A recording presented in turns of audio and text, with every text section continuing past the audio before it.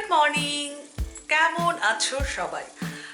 আজকে খুব সুন্দর একটা রোদ ঝলমলে দিন, আর তার জন্য সকালবেলা উঠে বেরিয়ে গেছিলাম হাঁটতে। একদম মানে ঘুম থেকে উঠেছি, জল খেয়েছি, রেডি হয়ে বেরিয়ে গেছি হাঁটতে। কারণ আমি দেখেছি লাস্ট কয়েকদিন ধরে, মানে 10-12 দিন ধরে বাড়ি থেকে আমি একদম বেরোতে পারিনি। কি রোজ ভাবছি কি বিকেলে হাঁটতে যাবো, বিকেলে হাঁটতে যাবো, তারপরে কিছু না কিছু হচ্ছে, আমার আর বাড়ি থেকে বেরোনোই হচ্ছে না। তো সে কারণে আমি আজকে, আর কাল রাতে একটু হালকা হালকা মানে গরম পড়তে শুরু করেছিল, টেম্পারেচারটা বেশ সুন্দর ছিল।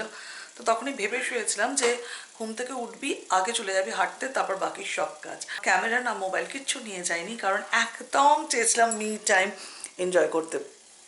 তো হেঁটে বাড়ি এসেছি, এসে স্নান হয়ে গেছে, আর বানাচ্ছি হচ্ছে ব্রেকফাস্ট। চলো দেখিয়ে দিই আমাদের ব্রেকফাস্টে কী হচ্ছে। মিঠির ব্রেকফাস্ট রেডি, আর এখন আমাদেরটা বানানো চলছে। এই হচ্ছে আমাদের ব্রেকফাস্ট, সেওয়ের পোলাও, আর তার সাথে হবে অমলেট। আর এই আমাদের ব্রেকফাস্টও ready. Now this is call happiness. জীবনে যখনই এরকম দিনগুলো আসে না, তার একদম সম্পূর্ণ সদ্ব্যবহার করতে হয়। বিশ্ব মিঠিকে পড়াচ্ছে, জানি না ও কতক্ষণ পড়াতে পারবে, সম্ভবত ম্যাথস করছে ওরা দুজনে একসাথে, কারণ রাইটিংয়ের টাস্ক তো আমাকেই করাতে হবে। তো যতক্ষণ ওরা পড়াশোনা করছে ততক্ষণ আমি আমার কাজ সারি। বর্তমানে এই জায়গাটা হচ্ছে আমার ওয়ার্ক স্টেশন, আর এই দেখো আরেকজনের ওয়ার্ক স্টেশন। কী করছিস? I'm learning about Lego. Hmm. I'm learning about Lego. So actually আজকে কী ছিল? Epic reading. কি শিখেছিস? আর এখানে এসে বলতো আমাদেরকে একটু। আচ্ছা, আমি উঠে যাচ্ছি। Lego's very there's Legoland. Lego's very popular. Yeah, we know that Legos are very popular. Then So Nathan Swire is a Lego whiz because he can make different Lego sculptures. He's famous. He's known for his sculptures. okay, and who discovered Lego?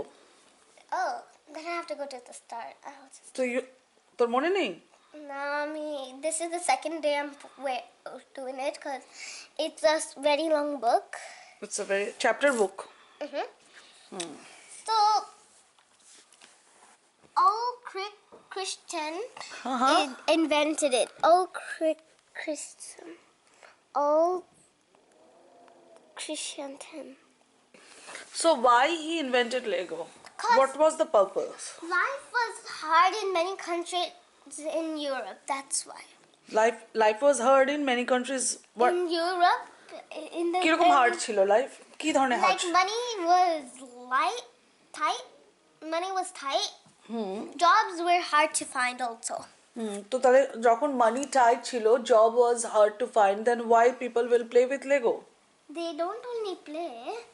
Then what they They did? can do more stuff than play. Like, so basically মিঠিদেরকে একটা বই দিয়েছে পড়তে, এবং ওটার না, থেকে সবাই ডিফারেন্ট বই পড়ে। তো আমরা ডিফারেন্ট রোল তো তুই এটা চুজ করেছিস। কিন্তু তোকে যেটা পড়ে করতে হবে, তখনই বোঝা যাবে যে তুই পড়েছিস। যেমন আমি মিঠিকে প্রশ্নগুলো করলাম, এবং আমার যেটা মনে হলো, কটা চ্যাপ্টার পড়েছিস এখনো পর্যন্ত? থার্ড চ্যাপ্টার আছে। ও থার্ড চ্যাপ্টারে চলে এসেছে, কিন্তু আমার মনে হলো, তো আমি এখনই তোমাদের সামনে ওকে কোয়েশ্চেন করলাম, ওর বেসিক ফার্স্ট দুটো চ্যাপ্টারে কিন্তু অনেক বেসিক কনসেপ্ট ক্লিয়ার হয়নি। সুতরাং আমি ওকে বলবো যে ফোর্থ চ্যাপ্টারে না গিয়ে ওই দুটো আবার পড়তে, এবং আমাকে বলতে যে কে ডিসকভার করেছে লেগো, কেন ডিসকভার করেছে, কি পারপাস ছিল। যেমন ও একটা কথা বললো যে সেই সময় লোকে জবলেস হয়ে যাচ্ছিল এবং টাইট ইকোনমি ছিল। তো টাইট ইকোনমি আর জবলেসে লেগো কি করে হেল্প করেছে, কি কন্ট্রিবিউট করেছে, সেগুলো কিন্তু আমার মনে হচ্ছে ও খুব একটা ভালো করে। আমি জানি। তো আমাদেরকে তো এক্সপ্লেন করতে পারলি না মামা।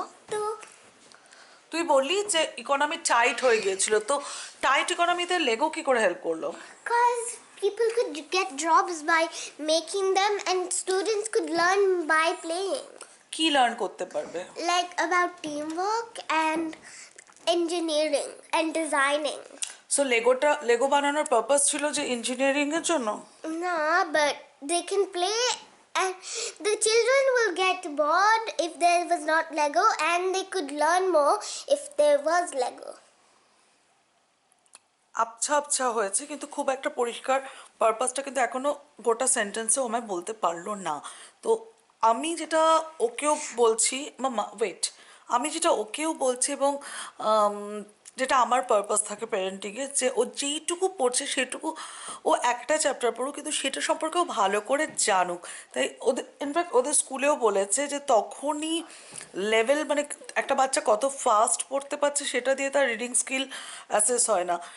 একটা বাচ্চা ওটা পড়ে কি বুঝলো, তার মানেটা কি হলো এবং সে সেটাকে নিজের মতো করে বলতে পারছে কি না, যদি সেই পুরো জিনিসটা হয় তাহলে ওর লার্নিং অ্যাসেসমেন্টটা বা রিডিং অ্যাসেসমেন্টটা হলো। তো সেখানে আমার হিসেবে মিটি খুব একটা ভালো মার্কস পেলো না আজকে, বাট ও আবার পড়ে আমাকে বোঝাবে। ঠিক আছে, হলো।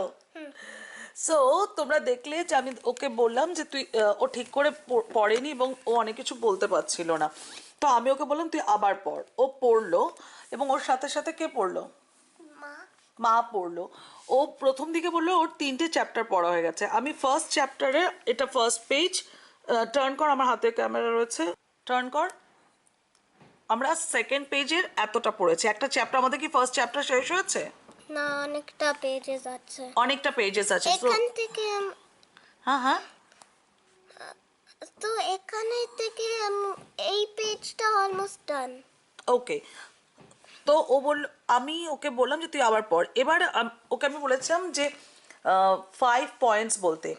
এখন আমি ওকে কোয়েশ্চেন করে যাচ্ছি, দেখো কতগুলো কোয়েশ্চেন পাবে। আমি জানি যা মানে এই আমি তোমাদের সাথে এই পয়েন্টগুলো শেয়ার করছি এই কারণে যে বাচ্চার সাথে একটু বসলে ওরা অনেক সময় ভাবে যে ওরা ওদের মতো করে পড়ছে, কিন্তু একটু ডিপে আর কি যাওয়াটা দরকার।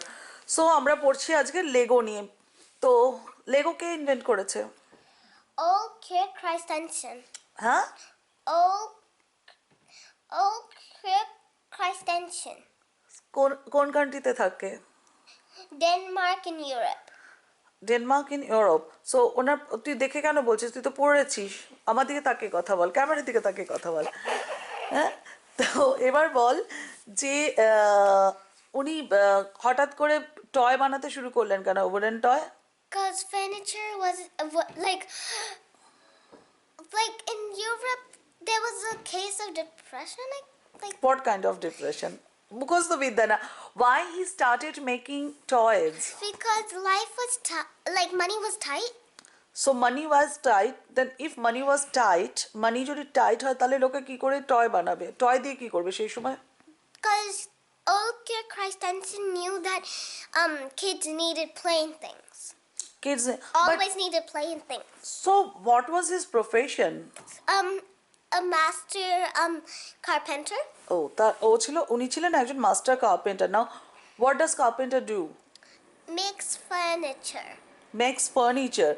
So the bottom line is he used to make furniture. তো উনি আগে তো কার্পেন্টার ছিলেন, কার্পেন্টার থেকে টয় বানাতে কেন স্টার্ট করলেন? কারণ কার্পেন্টার এত মানি নিয়ে আসছিল না যে কাভার কিনতে পারবে। কার্পেন্টার না, কার্পেন্টারি করে এত মানি আসছিল না, যাতে তো কেন এত মানি আসছিল না? বিকজ হোয়াট আচ্ছা, কার্পেন্টার কি কি বানায়? কার্পেন্টার ফার্নিচার বানায়। কিসের ফার্নিচার বানায়? House furniture.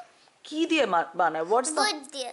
হ্যাঁ, তোমরা আমার প্রশ্নগুলো নোটিস করো, কারণ আমার মনে হয় তোমরা বলো না যে একটু প্যারেন্টিং বা স্টাডি রিলেটেড ভিডিওস বানাও। তো এক্স্যাক্টলি এতক্ষণে ও মানে মোদ্দা কথা এলো যে কার্পেন্টার উড দিয়ে ফার্নিচার বানায়। তো কাঠের ফার্নিচার বানায় যখন, তাহলে ফার্নিচারের বদলে টয়স বানাচ্ছে কেন? তো he knew that um kids always needed plain things and it was But don't but we need it had- don't we need furniture? Yes, but life was tight. Not life. Money money was was tight. 1929 থেকে 1939 পর্যন্ত ইউরোপের economy তখন খুব tight ছিল, right? হ্যাঁ। তখন কি world war 2 হয়ে গিয়েছিল? I no. এখনো ওয়ার্ল্ড ওয়ার হয়ে ওয়ার্ল্ড ওয়ার 1 হয়ে গিয়েছিল, হ্যাঁ, বাট ওয়ার্ল্ড ওয়ার 2 হয়নি। হয়নি। তো মানুষের কাছে অত পয়সা ছিল না যে খাবার কেনার পরে তারা ফার্নিচার কিনতে পারে, কিন্তু উনি জেনেছিলেন যে বাচ্চারা তো টয় কিনবে, রাইট? আর he needs to earn money as well. So to solve both purposes, he could buy money by selling. He could earn money. money by selling toys to the kids who needed toys. Right. তো উনি দেখলেন যে এখন তো মানুষের কাছে পয়সা নেই, মানুষ তো ফার্নিচার কিনতে পারবে না, কিন্তু টয়েস তো কিনতেই হবে, বাচ্চারা তো ম্যা ম্যা ম্যা ম্যা করতেই থাকে টয়েসের জন্য। So he started making toys. So it becomes his Master job. No Like job. Side business. side business. It becomes his side business. And what was the purpose of this side business? So he can earn Some extra money, extra money a little bit. little bit money, okay? But it was working so well, he Instead decided of the main business, instead of the side business, he started to give up on his carpenter job and started to make his side business his main business. very good. But the one correction, he didn't give up. He just stopped because Yeah, he just stopped. bless you, Visho. He just stopped doing his main business. তাই তো? তো দেখো ওর কিন্তু just একটা পাতা পড়া হলো, ওকে আমি অনেক কিছু যে ডেনমার্ক কোথায় এবং ওর মানে নামটা কেন এরকম, হ্যাঁ ডেনমার্কটা ইউরোপের কেন ডিপ্রেশন চলছিল, ইকোনমিক ডিপ্রেশন, আমি এতটা ডিটেল বলিনি যে কেন ইকোনমিক ডিপ্রেশন চলছিল, আমি জাস্ট বললাম যে ফার্স্ট ওয়ার্ল্ড ওয়ার শেষ হয়েছিল এবং সেকেন্ড ওয়ার্ল্ড ওয়ারের আগে যে ফেজটা 1929 থেকে 1939 ইউরোপের হিস্ট্রিতে নাকি সেটা হচ্ছে সব থেকে মানে ইকোনমিক্যালি সব থেকে ডিপ্রেশন গিয়েছিল। তো আমি তখন মিঠিকে বললাম এই যে স্টোরিটা তুই এতটা পড়লি সেখান থেকে তুই আরেকটা জিনিস কি শিখলি, যে ক্রাইসিস পিরিয়ড হলে কি হয়? Crisis is the key. No. Inventor The crisis is the father of inventory. Yes. Crisis is the father of inventory. তো ওকে ও যেটা করছে তাড়াতাড়ি তাড়াতাড়ি পড়ে যাচ্ছিল, কিন্তু ওকে আমি বললাম যে শুধু পড়লে হবে না, তোকে কোয়েশ্চেন আমি করবো, তুই বল। এবং এখন ও বলছে now I get the hang of the Story. আর আরও একটা কথা আমি এখানে শেয়ার করবো তোমাদের সাথে, আর সেটা হচ্ছে যে মাম্মা তুই সাবটাইটেল পড়তে পারিস? আন্টিরা জিজ্ঞাসা করছিল যে হিন্দি মুভি দেখার সময় তুই সাবটাইটেল কেন পড়িস না, কেন আমাকে ট্রান্সলেট করতে হয়? So I can understand the story much more better, not only the speech. Not only the speech. Yeah, they only tell the speech, not the main parts of the story. আর মা তোকে সবসময় Hindi movie দেখতে force করে? And you আচ্ছা তুই English movie দেখতে ভালো লাগে তোর? I like short movies, like this big movie. Doesn't matter it's Hindi or English, but you like short movie or I if like it short movies, but when it's Hindi, it's kind of hard to understand. yes. And And- sometimes Bangla words আমি এতটা বুঝি না, একটু বুঝি কিছুটা। কিন্তু ভালো লাগে মুভি দেখতে। একটু। বলিউড ডান্স দেখতে ভালো লাগে? মিটি বলিউড ডান্স করে? Kiddie Bollywood dance. What does it mean kiddie Bollywood dance? আমার ডান্স গ্রেড 2 ডান্স আমার। Great to dance. মিঠি অনেক সময় আমি সবসময় ওকে অডিও চালাই, ভিডিও দেখতে দিই না, মানে যদি আমি বা বিশ্ব কেউ সামনে বসে না থাকি, কারণ আমরা তো বুঝতে পারি না। যেমন একটা ভীষণ জনপ্রিয় গান তোমরা সবাই জানো, সেটা হচ্ছে বড়লোকের বেটিলো। ওর গানটা শুনতে ভালো লাগে, ওর সুরটা শুনতে ভালো লাগে, ও জানে না গানের মানেটা কি বা কিছু। তো সেই কারণে আমি কি করি যে অনেক সময় ধরো আমি কাজ করছি বা কিছু করছি, ওকে অডিওটা চালিয়ে দিই আর ও নাচতে থাকে। আর মা ওকে সবসময় নাকি একটা ডায়লগ দেয়, তুই বলবি মায়ের ডায়লগটা না আমি বলবো? তুমি বলো তোমার ডায়লগ। আমি ওকে বলি যে নো পাকা পাকা স্টেপ, তুমি তোমার মতো করে ডান্স করো। আর সেটা সেই একটা কারণেই আমি ওর ভিডিওটা যখন আমি বা বিশ্বের সামনে থাকি না চালিয়ে রাখি না, অডিওটা চালিয়ে দিই। একটা বন্ধু কমেন্টসে লিখেছিলে, তোমাকে আমি ওখানে কমেন্টসে বলেছি এবং আমি এখানে ভিডিওতে তোমার সাথে সাথে প্রথমত তোমাকে থ্যাংক ইউ, কারণ জানো তো তোমরা যখন এই টপিকসগুলো তোলো কথা বলো তখন আমার পক্ষে সহজ হয় যে আমাদের প্যারেন্টিং সাইকোলজি তোমাদের সাথে শেয়ার করা। অনেকে যারা নতুন তারা ভাবতে পারো তুমি কে ভাই, তোমার কাছ থেকে কেন জ্ঞান শুনবো? এটা জ্ঞান নয়। অনেক বন্ধুরা আমাকে বলেন যে তাদের আমাদের প্যারেন্টিং ফিলসফি সাইকোলজি ভালো লাগে, তো তারা আমাকে বলেন যে তুমি কি ভাবো। তো সেই কারণেই বলা, আমরা চেষ্টা করি মিঠির সামনে গুড ব্যাড সবটাই রাখার। আমরা চেষ্টা করি, আমরা যে সব বুঝি তা নয় বা সব যে ঠিক করি তা নয়, কিন্তু আমি আমাদের ফিলসফিটা তোমাদের সাথে শেয়ার করছি। ডেফিনেটলি তোমরাও তোমাদের মতামত আমাকে জানিও। আর আমাদের ফিলসফি এটাই যে ওর সামনে সবটা রাখতে চাই, ভালো খারাপ সবটা রাখতে চাই এবং দেখতে চাই যে ও সেটাকে বেছে নিতে পারছে কিনা, কারণ সবসময় তো ওর সাথে আমরা থাকবো না বলো। তাই ওর এই স্কিলটা বেল হওয়াটা খুব দরকার, যে কোনটা ভালো কোনটা খারাপ, কোনটা রাখতে হবে কোনটা ছাড়তে হবে সেটা শেখা, তাই না? যেমন আমার কুড়েমিটা ছাড়, আমাকে রান্না করতে যেতে দে বলো। বিশু মিঠিকে নিয়ে সাইকেল চালাতে গেছে 8 ঘন্টার জন্য, আর আমি তার সেই ফাঁকে চট করে একটু রান্নাটাও করে নিচ্ছি, তারপরে লাঞ্চটা দেবো। তো আজকে যেটা করছি সেটা হচ্ছে খুব সিম্পল একটা ভেজিটেরিয়ান মিল, সেটা হচ্ছে পনির মশালা। এই রেসিপিটা আমি দেখেছি হচ্ছে আমাদের খুব জনপ্রিয় একটা ইন্ডিয়ান কুকিং চ্যানেল আছে কুকিং শুকিং, সেখানে দেখেছিলাম যে ধাবা স্টাইল পনির মশালা। তো সেটা দেখে একটা আইডিয়া নিয়ে আমি করছি। এখানে 1 প্যাকেট পনির, এটা মনে হয় 300 গ্রামের প্যাকেট ছিল, যা আছে আমাদের দুবেলা হয়ে যাবে। আর তার সাথে আমি একটু হালকা সাদা পোলাও টাইপের করব। এখানে আমি প্রায় 1.5-2 ঘন্টা হয়ে গেছে আমি কালি জিরের চালটাকে ধুয়ে রেখেছিলাম এবং জল ঝরানো হয়ে গেছে, দেখতেই পাচ্ছ। তো এগুলো আর কি প্রেপ ওয়ার্ক আমি মিঠিকে পড়ানোর ফাঁকে ফাঁকে করছিলাম। কড়াইতে আমি সাদা তেল দিয়ে দিয়েছি। ফার্স্ট আমি পনিরটাকে ম্যারিনেট করে নিচ্ছি। নুন, যেটা আর কি ওখানে ছিল আমি সেটাই ট্রাই করছি। নুন, তার সাথে দিয়েছিল কাশ্মীরি লঙ্কার গুঁড়ো, হলুদ দিয়েছিল কি মনে নেই, যাই মানে মূল তোমরা যদি একদম ওই স্টাইলের বানাতে চাও তাহলে তুমি রেসিপির রেফারেন্সটা বললাম। আমি দিচ্ছি নুন, তার সাথে দিচ্ছি কাশ্মীরি লাল লঙ্কার গুঁড়ো, সামান্য একটু হলুদ দিয়েই দিই, আর দেবো হচ্ছে গরম মশলার গুঁড়ো। এই সমস্ত কিছু দিয়ে পনিরটাকে ম্যারিনেট করে রেখে দিতে হবে। আর যেহেতু পনির মশালা হচ্ছে তাই আমি পোলাওটাকে যতটা সম্ভব সিম্পল করছি। সাদা তেলের সাথে একটু ঘি মিশিয়ে দিচ্ছি। এখানে আমি একটু আমন্ড আর কাজু কেটে রেখেছি, এখানে রয়েছে কিশমিশ। আমি এর মধ্যে কোনো গরম মশলার ফোড়ন টোড়ন কিচ্ছু দেবো না। আমি তেলের মধ্যে যেরকম সবসময় করি যে একটু নুন ছেটাবো, নাটসগুলোকে ভাজবো, চালটাকে ভাজবো, গরম মশলার গুঁড়ো দেবো, নুন দেবো আর মিষ্টি দেবো।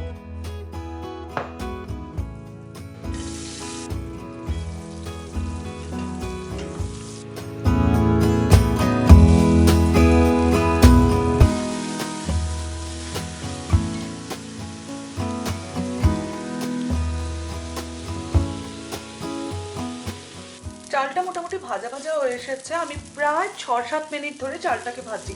আর এইখানটাতে আমি কি করেছি, কুকিং পটটার মধ্যে গরম জলটা রেখে দিয়েছি ঢেলে। লাস্টের মধ্যে একটু যেটা দেবো এখন সেটা দেবো হচ্ছে গরম মশলার গুঁড়ো, কারণ তোমরা দেখেছো যে আমি কিচ্ছু দিইনি ফোড়নে। আর চিনিটা পরে দেবো।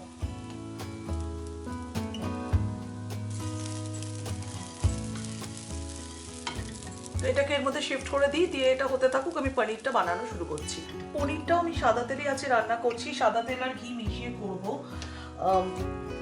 মেন রেসিপিতে ছিল যে যেহেতু ধাবা স্টাইল তাই তেলের সাথে ঘিটাকে গরম করে তারপরে রান্নাটা হয়েছে।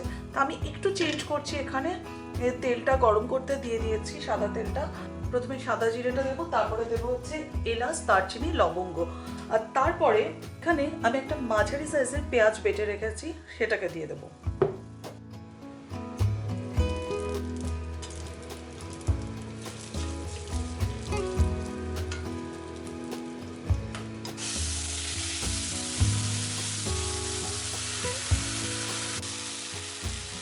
পেঁয়াজটা একটু ভাজা ভাজা হয়েছে, এখানে আদা রসুনের পেস্ট রয়েছে সেটাকেও দিয়ে দিচ্ছি।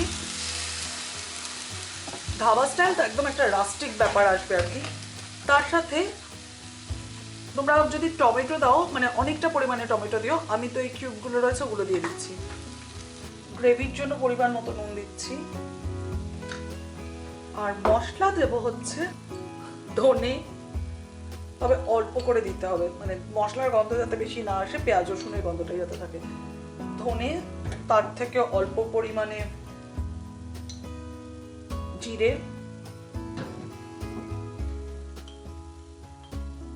কাশ্মীরি লঙ্কাটা দেব রঙের জন্য,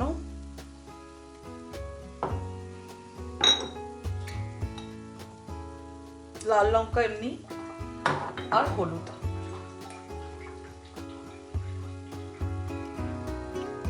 সামান্য একটু চিনি, এটা নর্থ ইন্ডিয়ান স্টাইল নয়, এটা শ্যামলি স্টাইল বা বাঙালি স্টাইল, একটুখানি মিষ্টি আর জল। মশলা কষতে থাকুক, আমি বাকি কাজ সারি।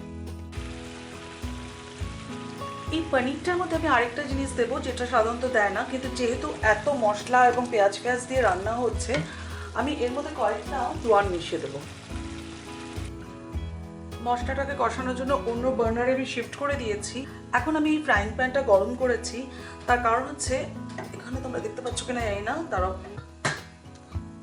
পোলাওটা আমার মোটামুটি হয়ে গেছে। এখানে লাস্টে শুধু বাকি ছিল চিনি দেওয়া, কিন্তু আমি কেন পনিরে ঘিটা দিইনি, কারণ আমার এই চালটাকে নিয়ে একটা ডাউট ছিল।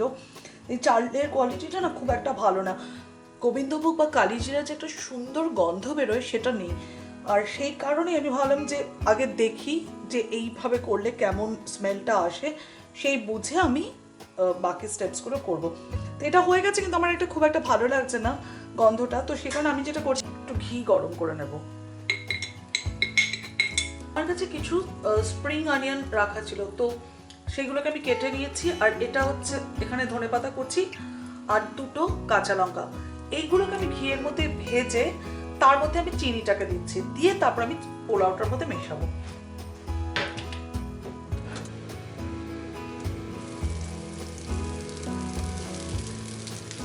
এবার একটা সুন্দর গন্ধ এসেছে।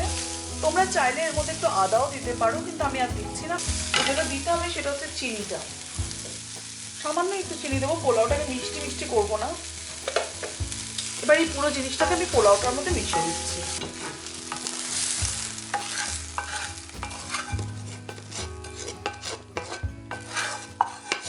এটাকে একটু নেড়ে চেড়ে মিশিয়ে নেবো, হয়ে যাবে আমার পোলাও রেডি। এই প্যানের মধ্যে আমি আবার একটু সাদা তেল গরম করে নিয়েছি, আর তার মধ্যে এই ম্যারিনেটেড পনিরগুলোকে দিয়ে দিচ্ছি। সাদা তেলের সাথে সামান্য একটু ঘি এর মধ্যে মেশানো আছে। জোয়ানটা দেওয়ার ফলে না পনিরের খুব সুন্দর একটা গন্ধ এসেছে। মশলাটা কষে গেছে, এবার ওর মধ্যে দেবো হচ্ছে কস্তুরি মেথি, গরম মশলার গুঁড়ো,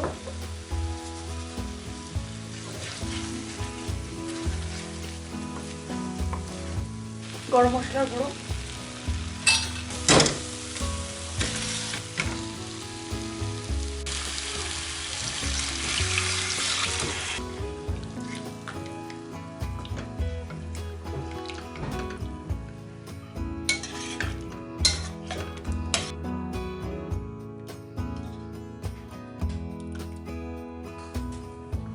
বুঝে গেছো? এই হচ্ছে ইন্ডিয়ান গ্রসারি হল। আমার জন্য এসেছে বানানা চিপস, ধান কাটাই, এটা কি এনেছো? আচ্ছা সর্ষে, উচ্ছে এসেছে, তার মানে এই সপ্তাহে উচ্ছে খাওয়া হবে। কাঁচা লঙ্কা, এটা কি কারি পাতা, আর কি আছে এই সব সবুজ সবুজগুলো, দাঁড়াও দেখি। আদা, এটা কি ভিন্ডি,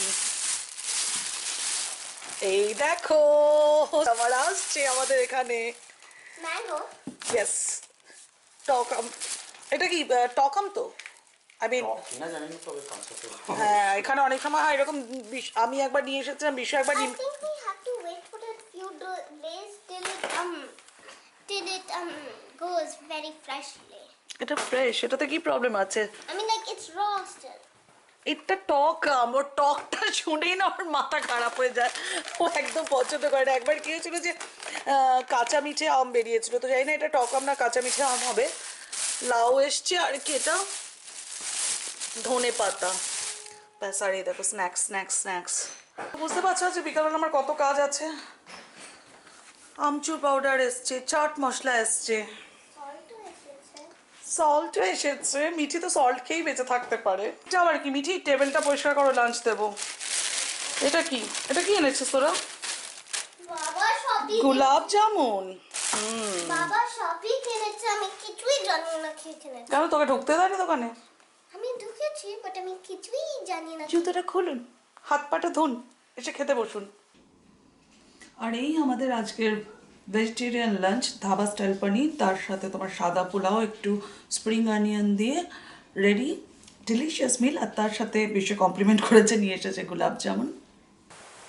সকালবেলা একবার বাড়ি থেকে বেরিয়েছিলাম, এখন লাঞ্চের পরে আবার বেরোলাম। একটা বন্ধু ফোন করে বলছে যে তোর সাথে আমার কিছু দরকার আছে, আর এখন তো আমরা কেউ কারো বাড়িতে যেতে পারছি না, তো সেই কারণে ও বললো তোর সাথে দরকার আছে, একটু হাঁটবো। বললাম চল আবার হাঁটি।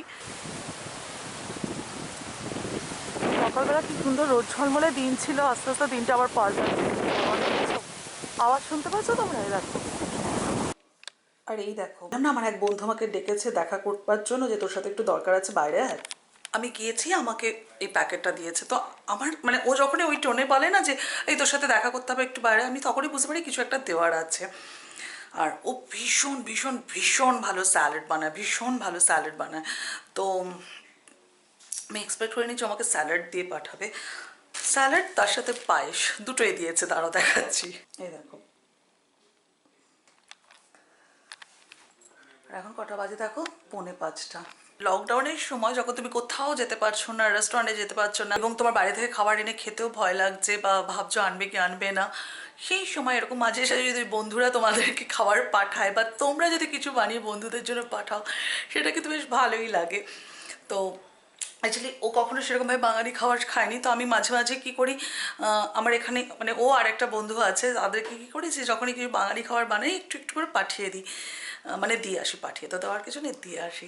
তো কেটে গেল এইভাবে আজকের দিনটাও। আজকে তোমার ডিনার তেমন করে কিছু বানানো নেই, স্যালাড হয়ে গেল, পনির রয়েছে। ব্লগটা আমি এখানেই শেষ করছি, আশা করছি আমাদের সাথে তুই শুনতে পেয়েছিস মা বলছিল, আশা করছি আমাদের সাথে কিছুটা সময় কাটিয়ে তোমাদের ভালো লেগেছে। আর অ্যাজ অলওয়েজ ব্লগটা ভালো লাগলে Like, share, comment and subscribe to Foodies at Life. সকলে খুব ভালো থেকো। বাই।